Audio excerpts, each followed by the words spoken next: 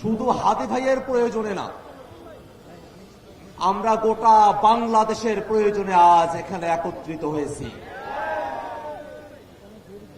হাদি ভাইয়ের মতো করে আরো অসংখ্য ভাইয়ের আমরা জীবন দেওয়ার জন্য প্রস্তুত আছি, কিন্তু বাংলাদেশের স্বাধীনতা সার্বভৌমত্বকে ভারতের দালালদের কাছে তুলে দেব না। এই বাংলাদেশকে ধ্বংস করার জন্য, বাংলাদেশের স্বাধীনতাকে বিক্রি করার জন্য 16টা বছর ধরে ওই ভারতের দালালেরা বাংলাদেশে হাসিনাকে ফেসিবাদ তৈরি করতে দিয়েছিল।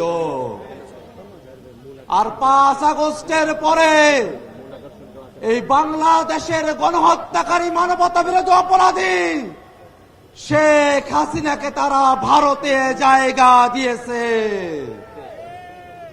আমরা ভারতের কাছে বলতে চাই, শেখ হাসিনা সহ বাংলাদেশে গণহত্যার সাথে জড়িত প্রত্যেকটা খুনিকে বাংলাদেশের কাছে হস্তান্তর করতে হবে। ভাইরা আমার, আবরার ভাত জীবন দিয়েছে, আবু সাইদ জীবন দিয়েছে, শরীফ ওসমান হাদি গুলি খেয়েছে।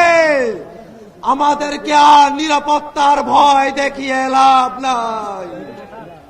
দুনিয়ার জীবনে আমরা যেমন রঙিন পাখি হয়ে ঘুরতে চাই, আমরা নিয়ত রাখি পর জীবনে আমরা সবুজ পাখি হয়ে ঘুরব।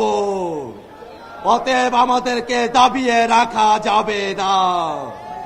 আমি আপনাদের কাছে কামনা করি, হাত উঠিয়ে আল্লাহর কাছে দোয়া করুন, আল্লাহ হাদি ভাইকে আমাদের মাঝে ফিরিয়ে দাও, জুলাইকে বাঁচিয়ে রাখো, জুলাইয়ের সকল শক্তিকে বাংলাদেশের জন্য একতাবদ্ধ থাকার তৌফিক দাও।